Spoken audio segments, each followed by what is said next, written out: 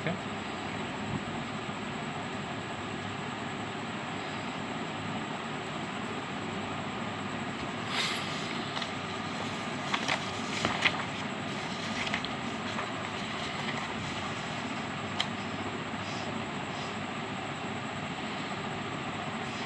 जी तो स्टूडेंट हमारी जो नेक्स्ट एग्जांपल है वो है D square minus D D cube minus D square plus D minus 1 Y is equal to 0। ये एग्जांपल 3 है।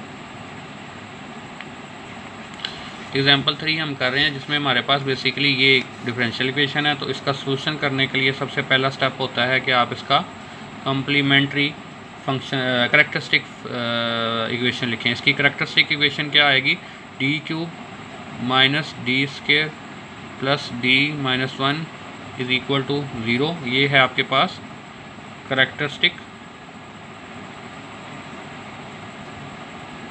इक्वेशन आ चुकी है हमारे पास, ठीक है।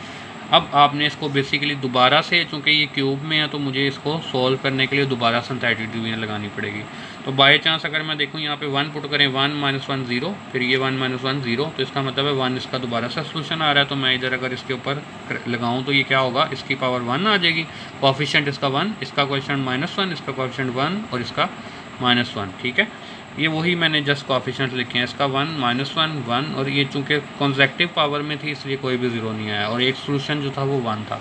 फर्स्ट वैसे ही आगे नीचे इनको मल्टीप्लाई करेंगे, 1 आएगा, ऐड करेंगे 0 आएगा, मल्टीप्लाई करेंगे तो ये आपके पास बेसिकली 0 हो जाएगा।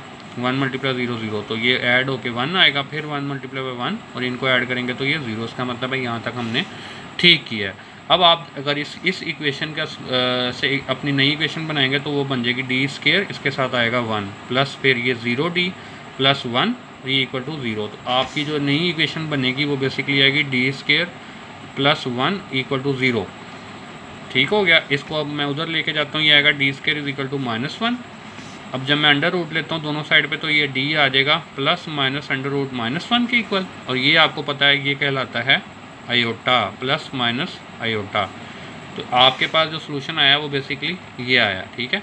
अब आपके जो 3 सॉल्यूशंस आ चुके हैं वो क्या हैं? डीज आपके पास क्या क्या आए हैं? डी आपके पास आया है 3 आपके पास डीज आए हैं ना बेसिकली। एक आया है 1, एक आया है प्लस माइनस आयोटा, मतलब ये 3 सॉल्यूशंस आपके पास आ चुके हैं। अब अगर स्टूडेंट आपने इसका सॉल्यूशन लिखना है तो पहला वाला तो आप वैसे ही लिखने c1 e की पावर 1x, ये तो आपने वैसे ही कर लिया ना।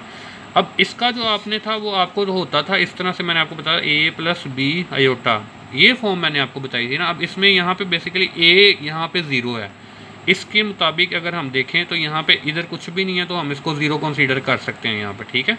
यहाँ पे हम 0 कह सकते हैं। इसका मतलब है यहाँ पे a आपके पास जो गिवन है उसमें a 0 है और b आपके पास बेसिकली 1 है। यही है ना हमारे पास, b के साथ कुछ नहीं है, यहाँ पे 1 है। अगर यहाँ पे 2 होता तो b की वैल्यू 2 हो जानी थी, और ये रियल वाला पोर्शन इसमें था ही नहीं तो हमने इसको 0 कंसीडर कर लिया, ये 0, ठीक है। a और b हमें चाहिए होते हैं, तो यहाँ पे क्या आएगा? प्लस ac1 यूज़ हो गया था, अब c2 हाँ जी साइन b यहाँ पे 1 है ना तो ये 1x आ जाएगा, प्लस c3 हाँ जी क्या आएगा साथ कोस 1x, और फिर इधर से लेके इधर तक आपके पास होल ब्रैकेट करके, मतलब इस पूरी चीज़ के बाहर आपने यहाँ पे क्या लिख देना है?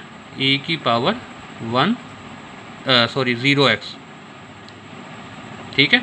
e की पावर 0x क्यों लिखा है? क्योंकि ये a आपके पास 0 था ना, यहाँ पे बाहर होल की पावर में a आता होता है, ठीक है। मैं इसको ही दोबारा लिख देता हूँ क्योंकि ये ज़रा थोड़ा शॉर्ट करके लिखा गया था, मैं यहाँ पे इसको दोबारा लिखने लगा हूँ। स्टूडेंट इधर से देखें ज़रा, आप दोबारा से काइंडली देखें इसका सॉल्यूशन किस तरह लिखना है। आपके पास जो सॉल्यूशन आया था वो आया था 1 और प्लस माइनस आयोटा, 3 सॉल्यूशन थे बेसिकली, ठीक है। 2 तो ये पेयर थे और 1 ये थे। जब इस तरह से आ जाए तो आपने इधर से a और b की वैल्यू लिखनी है। a आपके पास क्या है? 0 है क्योंकि यहाँ पर कोई नंबर नहीं है, और b आपके पास क्या है? 1 है, ठीक है। इसका अगर मैं सॉल्यूशन लिखूं तो y किसके इक्वल आएगा? ये तो अलग से एक 1 सॉल्यूशन था ना, डिस्टिंक्ट सॉल्यूशन, इसको तो उस केस में हम लिखेंगे ये आएगा c1 e की पावर 1x, फिर प्लस करना है c2 कोस 1x plus c3 sign 1x और फिर होल आपने यहाँ पे लिख के इसके साथ बाहर क्या आएगा, e की पावर 0x।